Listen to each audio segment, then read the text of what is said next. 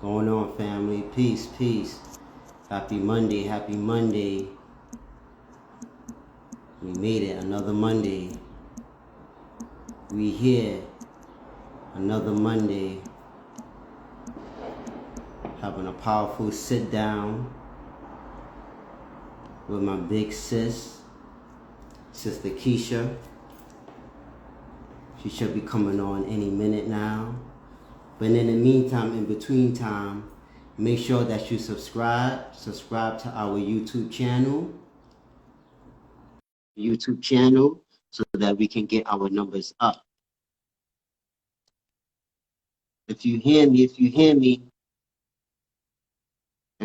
drop a book emoji. If you hear me, drop a book emoji. Peace, sis. Hey, bro, how are you? I'm good. Can you hear me? I can. Am Okay. I coming through loud and clear? Yes, ma'am. Yes, ma'am. Yes, ma'am. Good to see All right, you, man. brother. Yes. How you been? Good, maintaining, trying to survive in this crazy world. Right. Indeed. Man, every time you look, it's something else that's going on in the world in which we live in today. So, this is why I had to bring you on, and I had to let you speak on a couple of things. This is July 4th, and even though it's a national holiday, it's recognized as a national holiday. We working here today, right? Yes, indeed. So we take no days off. Facts. No days off. And yeah, so since I started, just a little, this is gonna be a conversation, right? So since I started my podcast in last year in October, I'm like, damn, like I gotta get Sister Keisha on. Mm-hmm. But I know like you don't have a book out, and most of my guests are authors, have books, so on and so forth. So I said, man, in due time, I gotta get my big sis on, and she gotta spit some fire. So long and behold, July 4th is today, and we're definitely going to get into the Roe v. Wade Supreme Court overturning the ruling. So we definitely gonna get into that. But first thing first, how are you, beloved? How you doing? I'm doing well. Actually. Okay. How's the family? Everybody's doing okay. Thank goodness. Everybody's doing okay. I bet. So, sisters, brothers and sisters, ladies and gentlemen, I'm about to bring on this sister, powerful sister. I said before, as I say here today, she remind me of Sister Soldier. Back in like 2014, I was heavy on Sister Soldier, reading her book, No Disrespect, looking up her videos on YouTube, and just immersing in all of what Sister Soldier has to say. And when I first heard this great, powerful sister speak at the UAM, again, back in, had to be late 2014, early 2015, I was just like, wow, I was blown away. And I introduced myself to her, and we've been in touch ever since. We've been in groups and organizations together. We've been in protests together.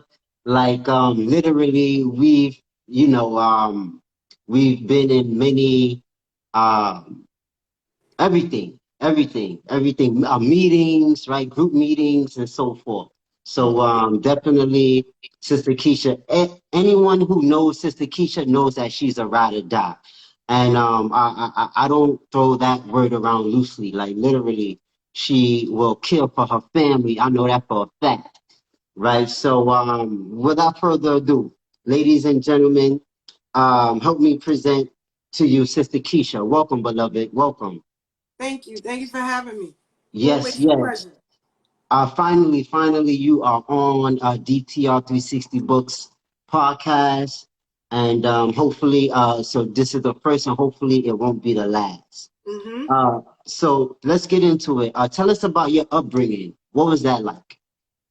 Well, I grew up. I was born in Brooklyn, born and raised in Brooklyn. I lived in just about every community of Brooklyn, just about. Um, my parents, born in Brooklyn.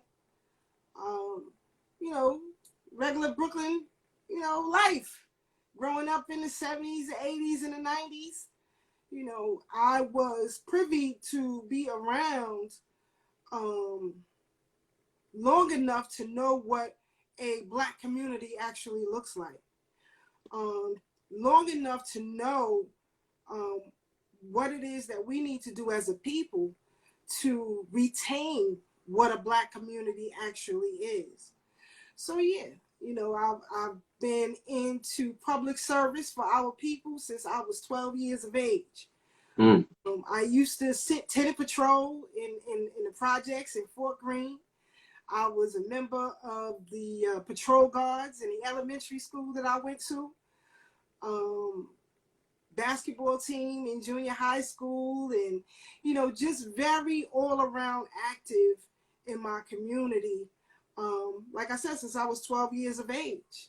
So for me, this is a way of life. So mm, mm. Powerful. So growing up, did you ever experience discrimination or racism in Brooklyn or anywhere that absolutely, you went? Okay.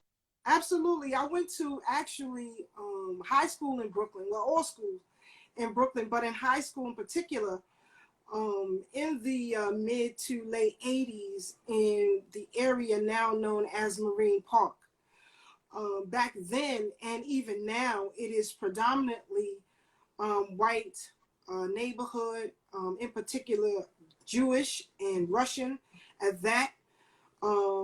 Now you have a number 7 bus that will take you from the subway station at Kings Highway, which is about 15 blocks to the school. So back then we didn't have a bus service, so we had to walk.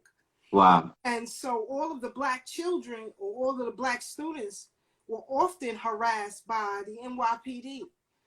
We were picked up just about every day. So just about every day throughout my high school years, I spent time in a police van.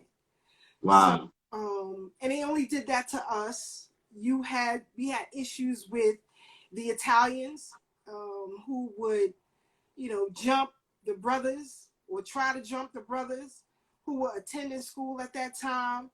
And so while they was trying to jump the brothers, we would, go after those white girls. So it was survival of the fittest growing up. Mm, So that's why, I've always been active and I'm very secure in my perspective in the approach of police towards our people because I've experienced it myself.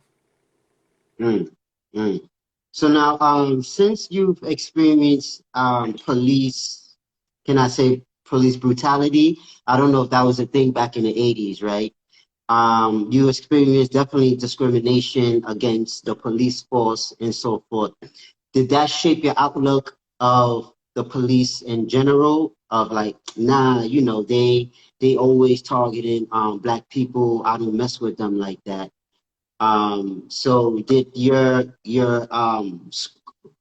discrimination affect your outlook and how you view the police department? Absolutely. And to the point where beginning my collegiate career, my major was police science Oh wow. because I wanted to understand the dynamic of it, the history of it, and how we could dismantle it as a people. Granted, I never finished that major, but I learned enough to understand that it is a mechanism that we absolutely have no control over, no power dynamic within it. I don't care if you work within the system. I don't care if you reach the highest office in the land, which is the Attorney General, the top law enforcement of the nation. We've had 2 black attorney generals, and still both of them um, set up commissions to study racism in police departments. And both of them, their commissions came back and said that it was too big of a feat to deal with. That United States police departments are infested with racism, and they don't think that they could have did anything about it, pretty much. Mm, mm, man. So let's stay on the topic of police brutality, law, constitution, and so forth, right? Mm-hmm. Again, as I stated earlier, while introducing you, I met you at UAM, right? Mm-hmm. And unfortunately, the organization is no longer in existence or standing. The younger generation have no idea who Automatic is or what UAM was, right? Can you tell us about Automatics and the UAM meetings every Wednesday? Before it used to be on Atlantic Avenue, and then before the Atlantic Avenue, it was at the Slave Theater and so forth. Week after week, and sometimes even on weekends, right? Automatic will have community activists. You will have politicians, all the way from Dr. Khalid Abdul Muhammad, Sister Shahrazad Ali, Baba Dick Gregory. All of these great, again, great Black leaders. Some have transitioned, some are still here. Briefly, talk about the history behind Automatics and the UAM meetings. Sure. United African Movement was formed in the late 80s after the kidnapping and rape of Tawana Brawley.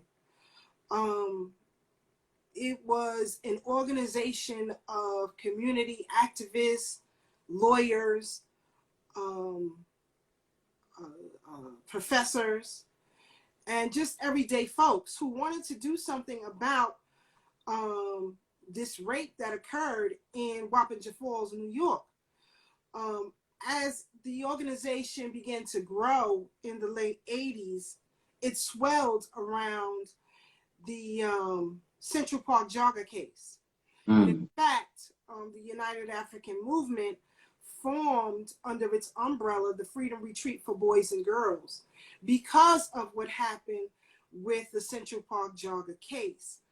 Um, So what happened with that case, right? Some people believe that they actually did it, and it was actually at the beginning it was more than five. It was about six or seven. And mhm. then it winded up being the theme, Central Park 5. So Right. can you briefly go into that? Sure. Actually, it was more than seven. There were Okay. hundreds of Black boys who were rounded up at that particular time. Um, Mm. you had NYPD who were running into apartment buildings, just grabbing young Black boys off the streets. So anyway, one of these who were grabbed up was a young brother by the name of Michael Briscoe. And Michael Briscoe was represented by attorney Alton Maddox.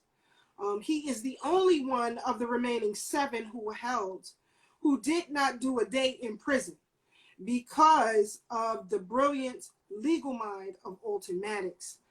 And Alton also tried to get the other attorneys and other parents to follow his guideline, so that the rest of the young men would not be held. But unfortunately, a turn of events would not have it that way, and so the United African Movement remained prevalent in helping those young men. It was the United African Movement that raised the bail money for those young boys. That's not spoken about in the documentary at all. Right, right. Um, but I don't think his name was mentioned at all, if I'm not mistaken. Not at all. In fact, there's a reason why. When you have an attorney who is successful at destroying white supremacy, that becomes problematic. In fact, all of us today can gather in private because of the work of the United African Movement and attorney Alton Maddox, because the New York Post sued United African Movement because, as you know, it was Black owned, Black financed, and specifically for Black people. And so you had a reporter by the name of Manu Southgate who wanted to gain access to UAM meetings. And she sued the United African Movement and lost. So all of you who have closed door meetings now, you have the United African Movement to thank. Even now, when you see protests and you hear people chant "No justice, no peace," that was a mantra created out of United African Movement. Wow. And so you have so many people who say this mantra, don't even know where it comes from. Right. So United African Movement has pretty much been erased from Black history, from world history, because we were able to create an institution of education that lasted almost 30 years. Its membership comprised of people, as you know, of attorney Alton Maddox, Ali McLean, Khalid Abdul Muhammad, Steve Coakley, Dr. Yosef Ben Yakinen, Dr. Shashi McIntyre, Dr. Leonard and Rosalind Jeffries. You have Dr. James McIntosh. I can go on. All of them, Dr. Amos Wilson, all members of United African Movement. Dr. Leonard Jeffries. Yes, and all taught at the United African Movement. And these weekly forums, educational, political, and legal forums, were held for the community free of charge for almost 30 years. And it wasn't a white dollar that made it so. It wasn't a white person that made it so. It just proves the power of Black people and what we can do when we all put our minds together and put our power behind what it is that we want to bring into fruition. You know, we can make it happen. So I don't believe today when I hear people say, well, we can't do this, we can't do that. Apparently you don't know the history, because if you knew what the United African Movement was able to achieve, you'd be like, wow, including creating its own political party. So a lot has come out of that. Wow. And I know, speaking of politics, you ran for Congresswoman, or for, what was the position again you ran for? I ran for the city council seat here in East New York, Brooklyn. Dope. So now, today is July 4th, of course. And you know, you get the excuse of us having a day off, of us being amongst family, so on and so forth, right? So can you speak on the history of July 4th? But before you do, I want to read this quick excerpt from Frederick Douglass. Okay. He stated, and of course he said a speech on July 4th. I forgot the year it was in. But he said, "The rich inheritance of justice, liberty, and prosperity and independence is shared by you, not by me. This 4th of July is yours, not mine." Now, I believe this is in the mid-1800s. In any case, Frederick Douglass knew that the 4th of July was not African Black people's holiday. This is not something that we should be celebrating. But again, today in 2022, you will see Black people will go so far in wearing American flags today. Black people will go so far in wearing the red, white, and blue. They don't even know what the red, white, and blue mean, but they're wearing it. They don't even know what the 4th of July independence means, but they're quote unquote celebrating it. So give us a brief history lesson real quick, and tell us about what does the 4th of July really mean? Well, like you said, it depends on who you ask, right? Because for Caucasians, This is a great day. It is a day, a mantra that we all know, the Declaration of Independence.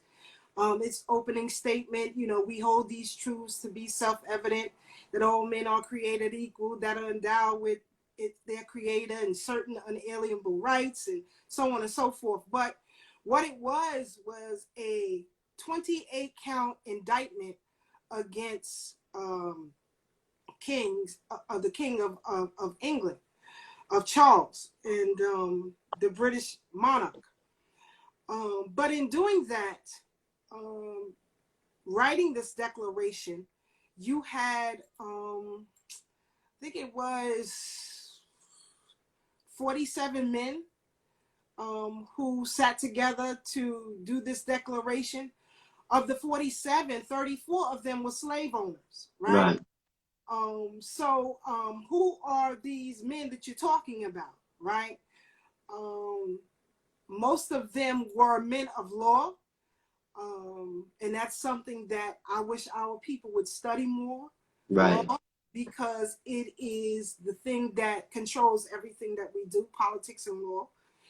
And it's often the thing that Black people stay away from the most, politics and law. But anyway, with this declaration to the British monarch, saying that we had enough, we will not be taxed, and so on and so forth, they were already men of thieves, if you will. The land ownership, see, you had aristocratic stature based on the amount of land that you held, right? And in order to maintain that land, most folks put a slave on it, right? Land had absolutely no value until you put a slave on it, because it was the slave who worked that land to produce for you, right?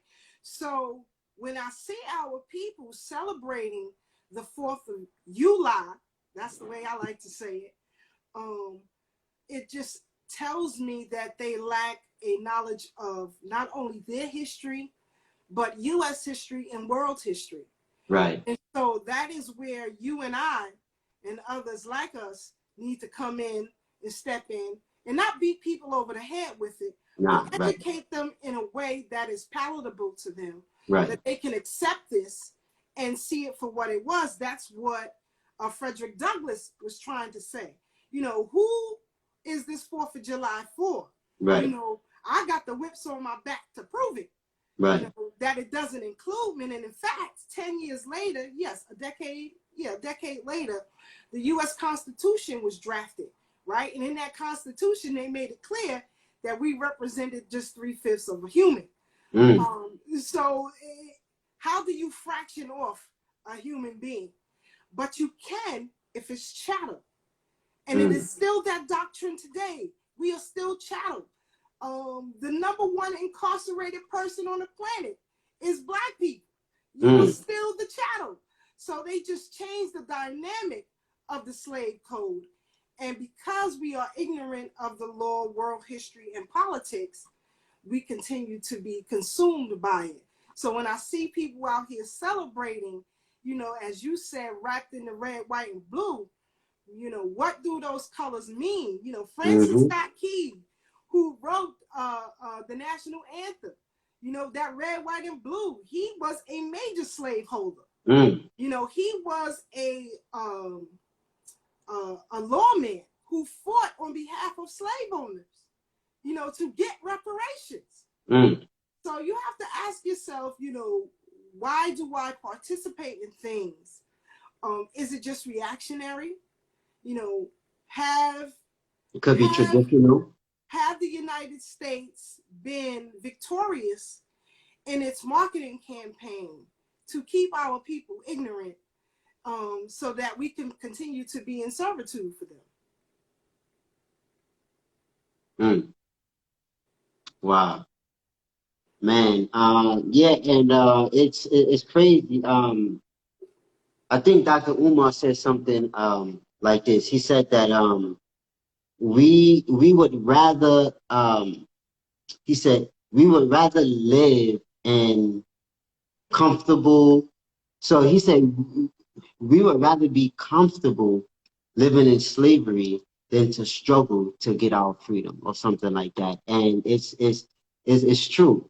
We want the comfort. We want the, for lack of a better word, luxury of doing what we're doing now, and not really having that much effect on it, instead of striving to be better, instead of for striving for true emancipation and true freedom, really saying what you want to say, doing what you want to do, when you want to do it, and how you want to do it. We can't do that right now here today, unfortunately. Instagram, Facebook, and all these other YouTube censors our freedom of speech, First Amendment right. So that tells you that we can't, that we're not free. We have to make sure and be a certain way in corporate America. We have to make sure, and for some of us still speak a certain way when Europeans are around. Is that freedom? Like, you really want to live like that, right? But again, it's the anxiety, it's the fear still being implanted in your generation, my generation, and the younger generation of not striving for better, not striving for a better community and a better outlook on things. So that is very unfortunate. Um, so speaking of that, let's go into the family structure real quick, right?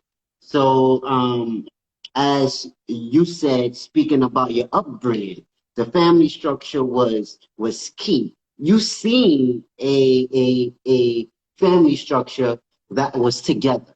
You seen a family structure of men being providers, protectors, and the maintainers of the family. You seen growing up the mothers taking care of the household, the mothers being a nurturer, the mothers being the teachers of the child, and so forth. Even that's within the household, even outside of the household with communities. Again, if the neighbor seen you doing something that wasn't right, she would tell your mother, she would tell your father, right? And the neighbors looked out for one another. The neighbors, if you didn't have any sugar, if you didn't have butter, go next door, right? And borrow some from them. And again, now today, unfortunately, we don't even talk to our neighbors. Unfortunately, we don't even talk to our cousins, auntie, uncles. We don't even talk to our parents, mothers and fathers. Um, how has the family structured, um, maneuvered and devolved in a sense from the 70s up to today, 2022? The family unit breakdown began with the beginning of the crack era. Actually, it started in the 70s when there was an influx of heroin into the black community.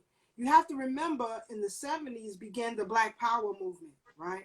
And so you had organizations like your Black Panthers, the Young Lords, and many others who were organizing black youth in these urban areas. And it became problematic for the status quo. I remember reading about the Young Lords when they shut down Harlem Hospital. You had Harlem Hospital dedicate itself to serving the black community because of what came out of the work of the Young Lords. Then following that era, you had the crack era, which, as you said, now you don't even people don't even know their neighbors. You know, they don't know Right. who the hell you're living next door to. That came out of the crack era. A lot of people were in fear. Those who weren't outside or in the streets were afraid. Put fear in those who weren't a part of the streets. And then the community became disjointed. You had parents who were supporters and nurturers of the community turned out to be dope fiends and crackheads. You know, the pressures of life during that time, it was a push to gain money by any means necessary, because at the end of the 70s, a lot of municipal services were shut off. In particular, here in New York, you had garbage that was piled up to almost the damn heavens. Wow. You know, you had the blackouts that would occurring. So there were a lot of elements that were taking place that really did mental harm to our people. So when this crack era came around, it was pretty much easy, unfortunately, to get our people involved in this government.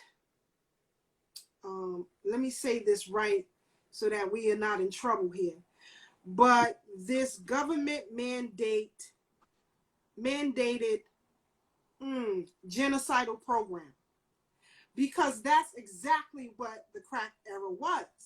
It was a way for the United States government to raise money for its war against the Contras in Iran. And what better way than to service Black people and kill them at the same time? So they were able to kill two birds with one stone. This is a monumental thing that we should learn about. And in fact, I wish we had some courageous attorneys who can file class action lawsuits on behalf of Black families who were destroyed because of the crack era. You know, I remember Mother Hale of Harlem raised so many babies who were left unattended because their parents were addicted to drugs. I met her daughter. In fact, I was one of the people who painted the annex to Hale House. So I volunteered to do that. But, you know, you had many Mother Hales in Brooklyn, in Queens, in the Bronx, who were taking care of children. And so that weight began to get heavy. You know, you can only apply pressure, but for so long. Eventually, something's going to give. And so the backbone of the community, the backbone of the Black family, which was the Black woman, began to break.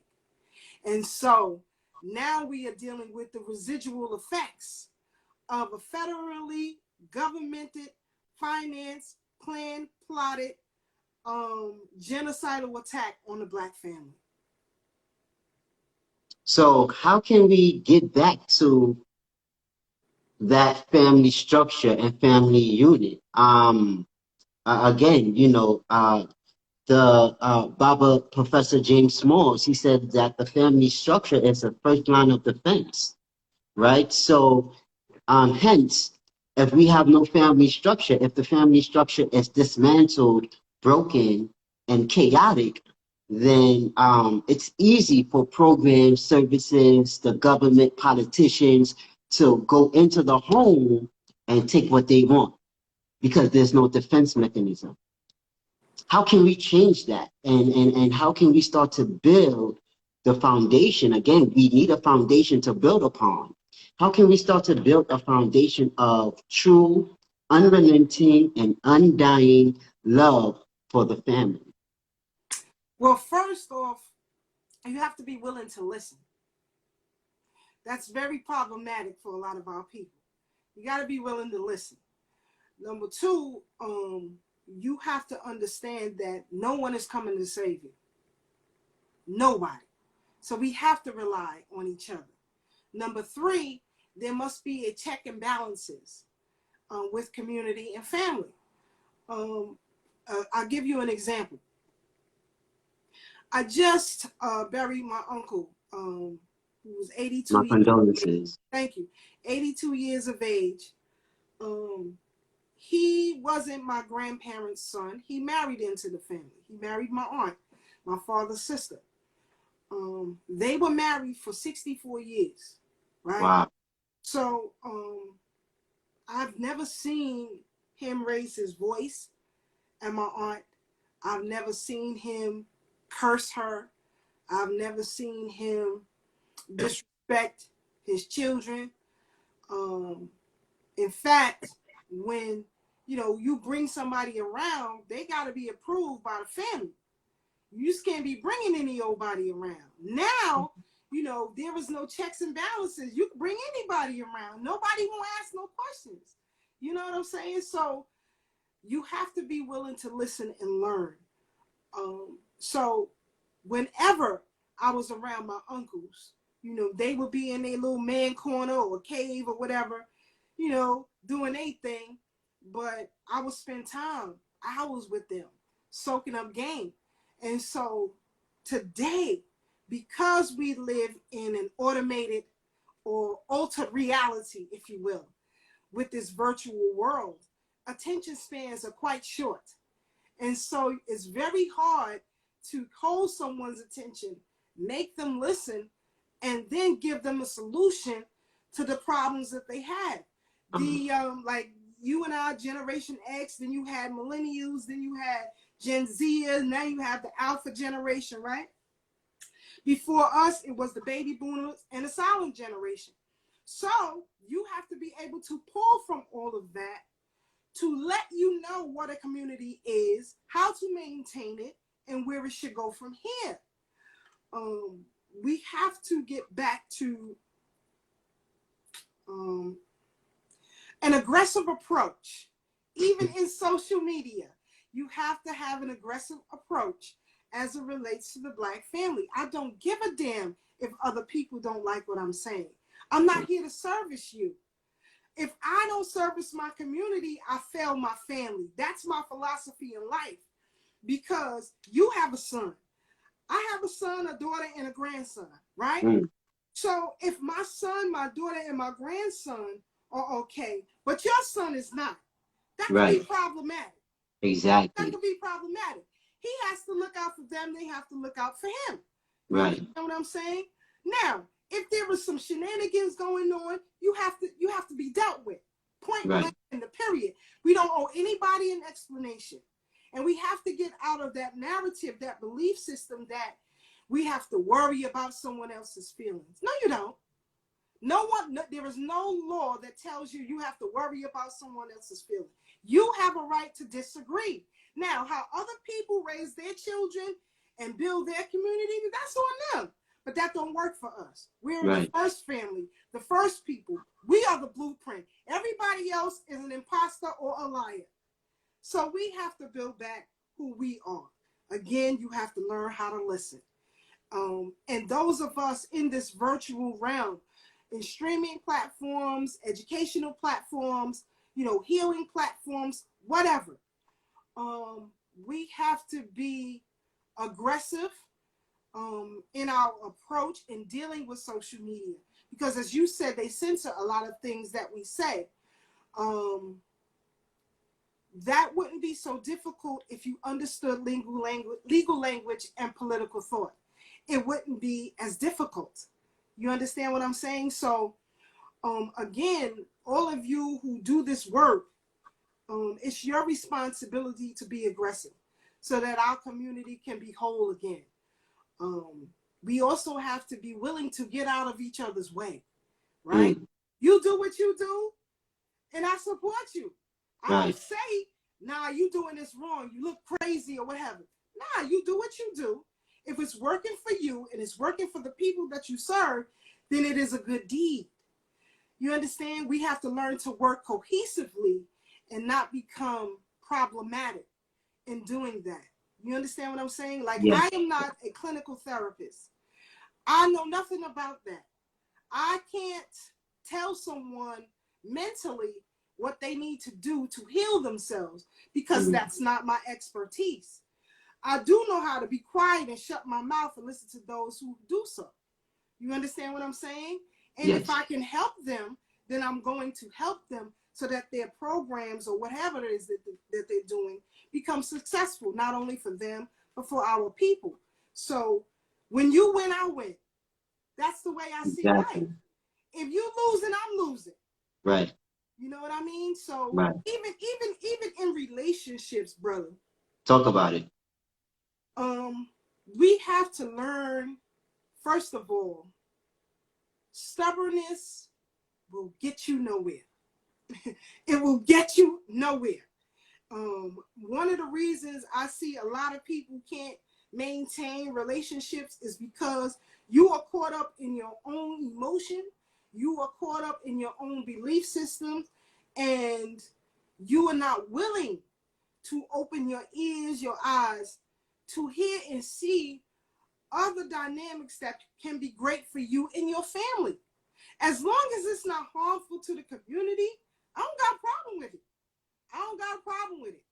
You understand what I'm saying? If you want to live here and the girlfriend want to live here and y'all raise your kids separately, that's on you. Right. Nothing wrong with that. But get your own emotions out of the way so that you can raise the child to be an asset and not a liability to his people. You understand what I'm saying? Sometimes people own hurt and emotions prohibit them from doing that. We got to get out of that. We have to get out of that because, as you and I can both see, it's damaging to the survival of our people. We ain't gonna make it the way that we going. So you have to get out of your own way. You know what I'm saying? It's just like, if, let's say, a relationship no longer works out and you have children, and even if you, let's say you don't have children, I'm even gonna put children in the hemisphere. In this, it's not good to speak ill of people that you didn't work out with in a relationship.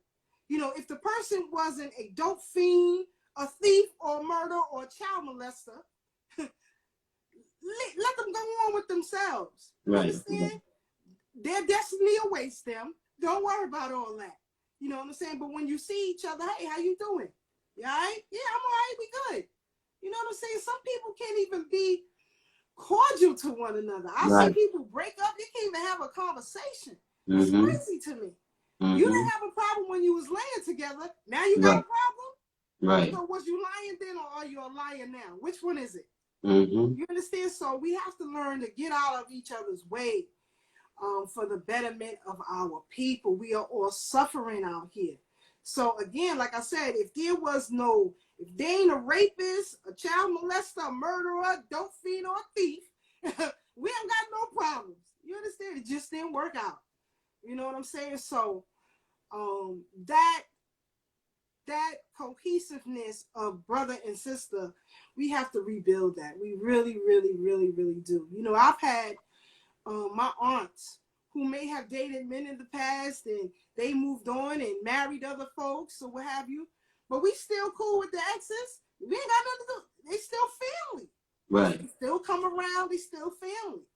You understand what I'm saying? So it wasn't where, you know, like I said, those 5 elements that's we got to cut that off at the head. You know, you outside of the community now. We can't rock with you because you're doing these things. But other than that, we really have to learn how to listen and become aggressive in our approach to save our people. So real quick, because we are winding down, but let's do a quick commercial break real quick. Family, if you are now tuning in, please make sure that you subscribe to my YouTube channel. Subscribe to our YouTube channel. Make sure that you get the numbers up. If you see the badge and if you are listening and if you have learned something and if you love what you're listening, definitely buy a badge. Support. This is how you support. Buy a badge for 99 cents. Buy a badge for $2. Whatever you can afford, because this will help the algorithm and this will help DTR 360 Books podcast. Again, you can also subscribe to our podcast outlets. We're on Spotify. We're on iHeart Radio. We're on Google Podcasts. Any podcast outlets that you listen to, we are on. All you need to do is search DTR 360 Books, and all of our episodes will pop up. Man. Also, we are a bookstore. Again, all of the information that this sister, our guest, Sister Keisha, is mentioning, you can do further research on. And you can actually delve into some books and read up on these things and learn about them. Because this wouldn't benefit Sister Keisha, who is the speaker. It wouldn't benefit me. It would definitely benefit you so that you can add some value to our Black nation. You can definitely click the link in the bio or type it in www.dtr360books.com. Again, that's www.dtr360books.com, or you can click the link in my Instagram bio. Oh, man. Again, Sister Keisha, it's been an honor and a pleasure and having you a part of my cipher here once again. Everything that I do, I try to include you on because I know that you are a woman of value and you are a woman of experience and wisdom. And you can definitely give that to the younger generation or even, in fact, anyone who lacks knowledge of self. Um, Congratulations. I know I've told you this before, but congratulations on being married to Mr. Forrester, your husband, for 20 some odd years, right? I even lost count because it's been so long now. Um, Many of young Black people, young African people, we don't even know someone who has been married, yet alone been married for 10 years, been married for 15 years, been married for 20 plus years. We haven't had that within our family, much less know someone who has been married for so long. Speak on the importance of Black love, one. And two, how was you and your husband, Mr. Forrester, was able to be married for 20 plus years? First of all, thank you for that, brother. I truly appreciate that, and I will definitely let him know your kind words later on when he gets in tonight. But Black love is critical. It is the life support of a nation. Again, we are the first people on the planet. And so who better to explain what love is, what family is than us? Nobody can tell us a goddamn thing. Nothing. And that's the approach that my husband and I take to our marriage and our family. Can't nobody tell us nothing. You understand? I don't want it. You can't tell him nothing about his wife. Nothing. Also, we aren't afraid to be open with each other. We aren't afraid to be honest with each other. We continue to learn each other. I want y'all to hear me. Learn each other. Some people look at our union and say, wow, I wish I could have what you have. Right. But we do what works for us. Okay. You have to figure out what works for you. And what we do may not work for you. I've come across some women who say, well, I'm not doing that and I'm not doing all this. Well, okay, figure out what works for you then. And come back and let me know. Yeah. Come back and let me know how that's working out for you. But all jokes aside, we always learn each other. We have, gratefully enough, we have family members who we can go to, who we could confide in. We understand that it is he and I against the world. It's us before our children. It's us before our grandson. It's us before our siblings. And once you understand that, that begins to that ideology alone will secure you in your union, right? You have to. Some people say, "Well, you got to put the children first." No, you don't. No, that's a lie. That's a lie. You got to put yourselves first because as you raise children, you can have, let's say, 10 children raised in the same household, same mother and father, and each child be different, right? Right, because as they grow, they will either mature or not, based on their life experience. We as a couple, based on our life experience, know how to keep ourselves cohesive. We have patience with one another. You know, it's not always perfect. Sometimes he get on my nerves. Sometimes I get on his nerves. It's just what it is. But as he said, you know, when he asked me to marry him, we blood in and blood out.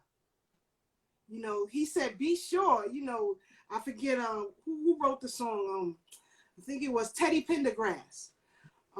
He has a song called Be Sure. Okay. And my husband played that song for 2 weeks straight when he asked me to marry him. Drove me insane. But he kept saying, I want you to be sure. Be sure that I am everything that you need, because I'm sure that you are everything that I need. So I need you to be sure. And so there were times where I wasn't sure, you know, even up until the day before we got married. I'm like, I don't know if I can do this. I don't know, you know, because, you know, Sister Keisha came from a life before, you know. Right. but I'm like, I don't know. But when he told me, you know, I got you. I got you. I got Aaliyah. I got you. You ain't got nothing to worry about. I said, okay, I'm going to fall back. And I'm going to hold you to everything that you say. And almost 25 years later, he hasn't let me down at all. So again, I'm not going to let him down. You know, there is things that he expects of me, and vice versa. And he will tell you, if you ever meet my husband, you know, he will tell you quick, my wife is the brains behind this operation. Don't have any insecurities within himself, because he knows his wife is coming home. You know, I could go away for weeks at a time, traveling or speaking engagements and so on and so forth. You know, he always tells me, you know, it's my job to secure you so that you can do the work that you need to do. So, you know, learn each other. You continue to grow. You as a man aren't the same that you were when you were 18, right? You ain't the same that you were when you were 25, right? You're not the same that you were before you had a son, right? So you thought and you grow and you evolve, but you have to let your partner in and on all of that. You know, you have to sit down and discuss things, discuss plans. You know, sometimes what you may be thinking to be a great idea and a great success, you know, your better half can come in and tell you, oh, baby, this ain't gonna work out. Now I need you to listen to me. I need you to listen to me because so and so and so. You know, when it comes to major decisions with our finances and things of that nature, he has no fear that I am operating in the best interest of us both. He never did. He never did. And I want y'all who are viewing, get jealousy out of your way. Get jealousy out of your way. Make sure that the person that you with, that their heart is secure. He always told me, I'm going to protect your heart at all costs. You know, I'm holding him to that. He holds me to that. You know, you see me, I travel around with a lot of men most of the time. So I have to have a secure man to understand that. Don't worry about that. I'm coming home. It's going to be all right. You know, everything is going to be all right. And I just wish the best for Black love, because, again, it is the blueprint. It is the foundation for the family. The family is the foundation and the blueprint for a community. The community is the foundation and the blueprint for a nation. So we have to get back to Black love. Get out of your way. Don't let these Twitter spaces and Instagram spaces and Facebook spaces, you know, deter you or distract your attention span from the person, from real life, from people in your life.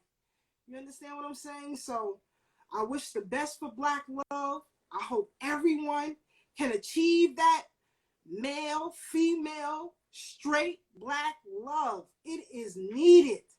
And today in time, it is needed now more than ever. You know, we have to live and lead and leave. Live, lead, and live. Let me explain that. We have to live as if we owe responsibility to our ancestors. Everything that I do in my life is because I owe a responsibility to my ancestors. I lead myself and my family so that my community understands that I'm serious about our approach for success and survival. I learn everything that I possibly can so that I can incorporate everything that I learn and use it for the betterment of our people. That's how you have to live life. You don't ever have to tell people, like, you eat pork, you ain't supposed to be doing that. You eat meat, you ain't supposed to be doing that. You know, you a slut from the 80s, you ain't supposed to be doing that. You understand? You live by example. So when people see me and my approach to them, they already know the type of woman that's before them. I don't have to beat nobody over the head about who I am, what I am, and what I stand for. You know exactly what it is when you see me. You gotta live it. You gotta live it. So now, in 1973, the Supreme Court voted abortion rights unconstitutional. That was in 1973. 2022, about 2 weeks ago, June of 2022, for people who may be watching this late, the Supreme Court had voted to overturn abortion rights. So there's been several abortion rights activist groups who have been protesting. There's been a lot of activists speaking out about this issue. What's your take on this? The Supreme Court overturning the ruling on Roe v. Wade, meaning that if a woman gets pregnant, she must keep the child and won't be able to get an abortion. Well, there was a lot in that, and that's why I don't know if we'll have enough time to get into it, but I'm going to try to do the best that I can.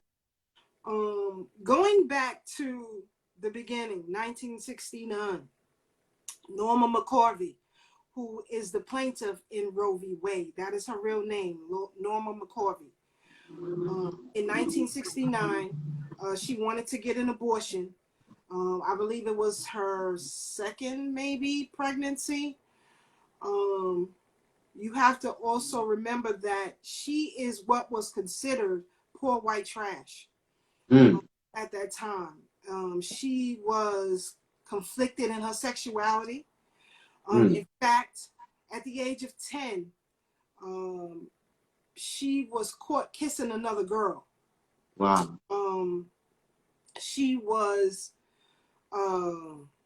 sent to a reform school when she was 10 for robbing a convenience store. Her and another 10-year-old girl robbed a convenience store so they could run away. And they put her in reform school, and she was there for about maybe 5 years. I think she got out when she was like 15. And when she got out, she started working at what you call back then a car hop. Thinking of the 1960s, you know, I don't know if everybody know what a car hop is, but y'all can look that up on your own time. But anyway, while working, a patron came, drove up and ordered something, and he approached her in a sexual manner, I would say. Okay. But anyway, he ended up driving her home. Later on, they started a relationship. Her mother married her off when she was 16. And when she told her then husband that she was pregnant, he beat her. So she left and, you know, tried to get the baby aborted and so on and so forth. So she couldn't get the baby aborted. And so the plaintiff in Roe v. Wade actually never had an abortion. She didn't. She never had an abortion. She never had an abortion. And so people don't know the real history. That's what I'm saying. You know, you have to read the case. Actually, there were two women who were the litigants in this case. Sarah Weddington, I think it was, and Linda Coffey. Sarah Weddington was the one who actually argued the case before the Supreme Court. It was decided that she would be the one to argue the case because she was, how should I say, aesthetically pleasing of that time. Linda Coffey, on the other hand, was the person who found Norma McCorvey and asked her to sign the affidavit saying that she wasn't able to get an abortion in the state of Texas. So in doing that, Linda Coffey, who was the other litigant, did a lot of, I would say, community work, if you will, legally. So she saw a lot of Black women who were suffering with a myriad of issues who wanted to end pregnancies. So she took the story and the life of Black women and found this white woman, Norma McCorvey, and got her to sign an affidavit. The case began, and so on and so forth. 2 years later, you had a federal mandate that it was okay for women to get an abortion. Now, a federal mandate protected umbrella. What that meant was that no state could prohibit a woman from getting an abortion, and federal funds could be used to facilitate such. So now here, fast forward to 2022, and by the way, the woman known as Roe, Norma McCorvey, actually became a pro-life activist later on in her life. Wow. So it's crazy, but there's a documentary you can watch. It's called AKA Roe. I think that's what it is. AKA Roe? Yeah, you can probably find it on Hulu or something. It came out a couple of years ago, so I'm pretty sure they may still have it on one of those streaming devices. But anyway, fast forward to 2022, now you have the Supreme Court lifting the federal umbrella, right? So it doesn't mean that a woman can't get an abortion. What it means is that you no longer have the federal protection of the states who may prohibit that. And that's why this is hard to get into, because you also have to look at what's happening between the states and the federal government, going back to what is the Federalist and the Anti-Federalist. Some people believe big government is good for people, other people do not. When you look at each state, each governor is like a president of a nation, right? The states have their own laws, their own mandates. Right. And they allot dollars to run that municipality, right?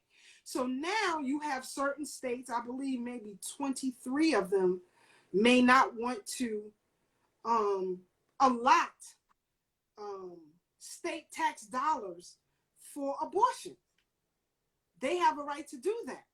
So now you don't have the federal protection of that. You either have to move to another state or to have an abortion, or fund it yourself. So again, a lot of people have to read the doctrine, read the legislation. I know it can be tedious, and sometimes it can be a little difficult. But if you fast forward to the dictums, you can pretty much get an understanding of what the justices wanted. And in fact, I know you have heard me say this before, and I know you've heard Attorney Maddox say this before. A lot of laws are going to be repealed. Right. Again, when I see Black women in an uproar, this has nothing to do with you. Nothing to do with you. Since when did the federal government care about you? Since when? Yeah, they have allotted federal dollars for you to get a personal abortion, but now they're saying this is no more. This is no more.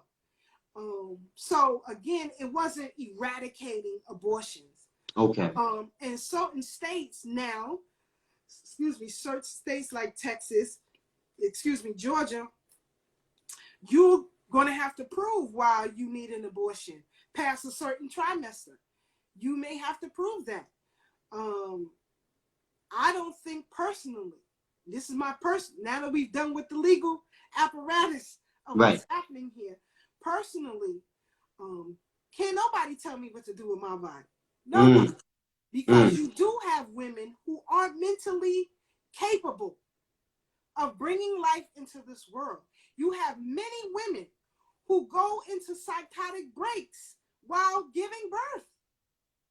So why would you want to have a child in that, especially when you have no mechanism to help that child?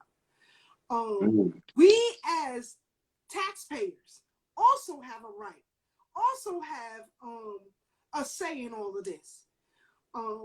Some of us don't want to pay for it. Right. White women have used abortion as a form of birth control. If you go back to history, when have white women wanted to take care of their children? They had us on a plantation wet nursing their own babies because they didn't want to go up on Central Park. And see all of the nannies who come out and the children that they take care of. It ain't ours. Even Park Slope in Brooklyn, right? Grand Army Plaza. Right there in Brooklyn. That has nothing to do with us. This is a war, Take your time. White men and white women. This, Roe case is, I gotta go, brother.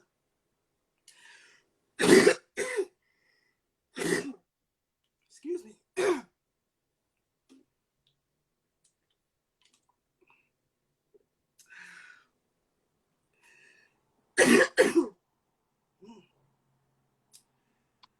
Family, if you are now tuning in, make sure that you subscribe.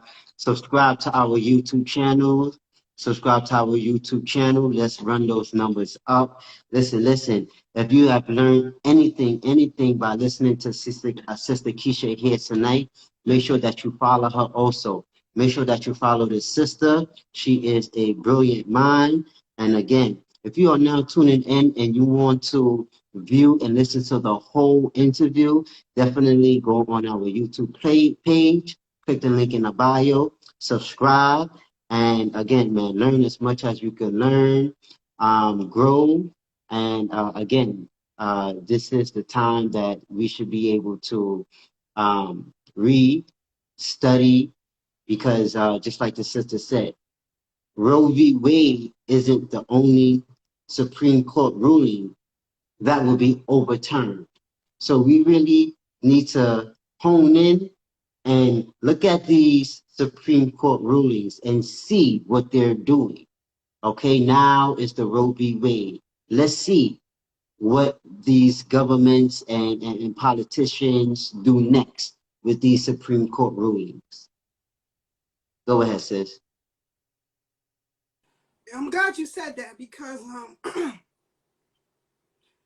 one of the most critical cases that was overturned that we should pay attention to is Miranda. The Miranda rights. Right.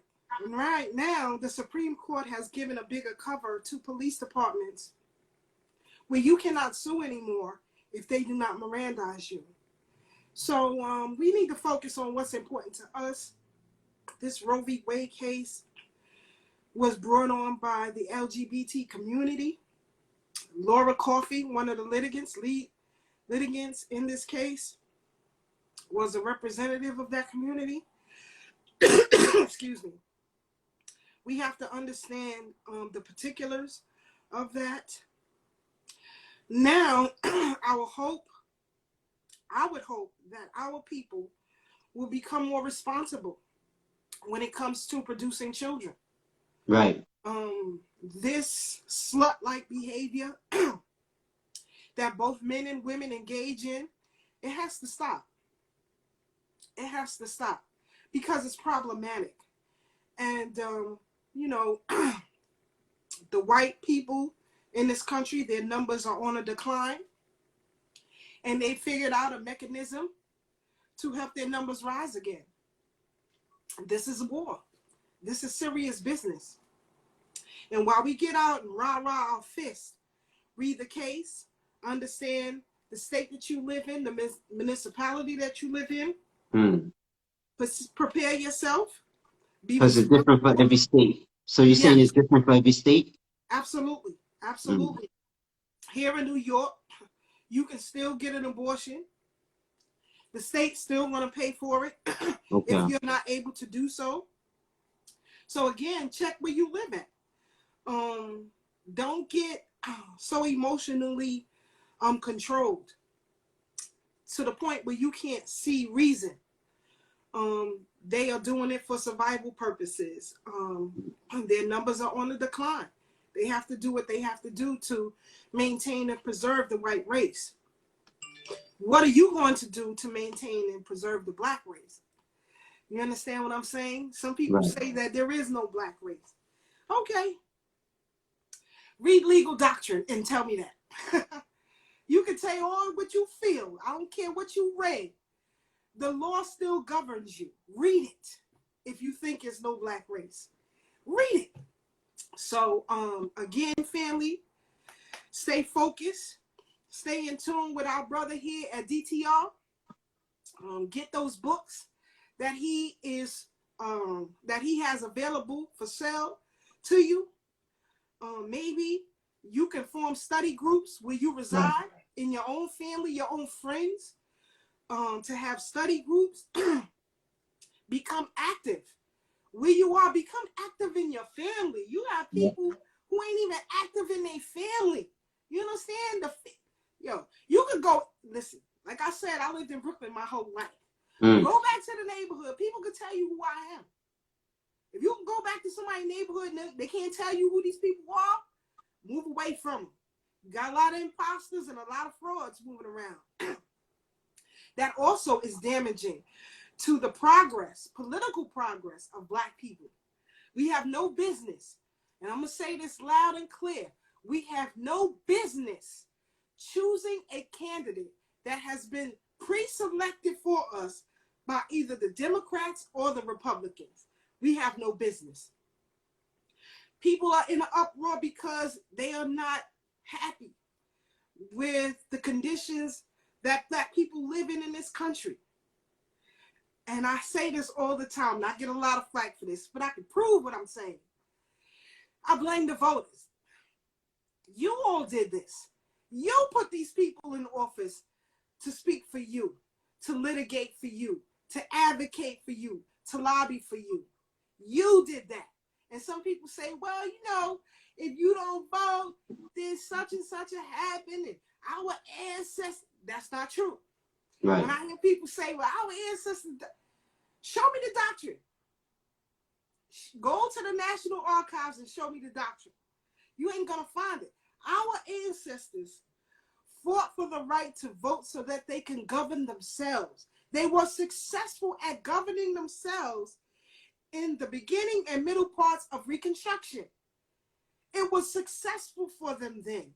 It isn't now because we don't have a community. So when you're voting for the district that you live in, that's now gentrified, whose interests are you voting for? Yours or someone else's?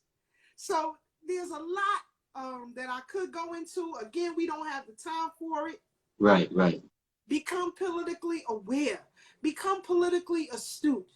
Everything that you do in your life, if it is not beneficial to you, your family, and your community, leave it the hell alone. Leave it the hell alone. So again, brother, it was a pleasure being here with you. Anytime you need me, I got you. Of course, of course. I want to state some facts real quick because I'm big on numbers and I'm big on statistics. We spoke on European numbers dwindling or decreasing, right? So I have here the European Union's birth rate has been decreasing since 2000, right? Eurostat figures show with a 1.53 live births per woman in 2019. That's well below the 2.1 benchmark to be considered sufficient to prevent a decline in population numbers. Okay, so they have, well, roughly, let me read on. So in 2021, last year, the total fertility rate in Europe was estimated to be 1.61. So it's a little higher, but still too low. In that year, Turkey, which is a European country, Turkey had the highest fertility rate with a median average of 2.02 children being born alive to women during their lifetime. Okay, so that's just some statistics and numbers, facts to give to the people, right? Again, as Sister Keisha was saying, white women have a decreasing birth rate, and as I just stated here, 1.61 in 2021 of last year, and Turkey being the highest of 2.02. That's still, but that is still below the 2.1 benchmark to be to have a sufficient birth rate according to Eurostat figures. So I just wanted to put that in context when we talk about Roe v. Wade and when we talk about Europeans having a declining birth rate. And two, you gotta look at, brother, not to cut your wisdom, but this has been an ongoing war between the white man and the white woman for quite some time. Okay. There is an issue with legal standing of citizenship as it relates to the white man and the white woman. This is why I read case law. In the 18th century, Benjamin Franklin was considered to be the supreme citizen or the first citizen of the United States. Wow. Right?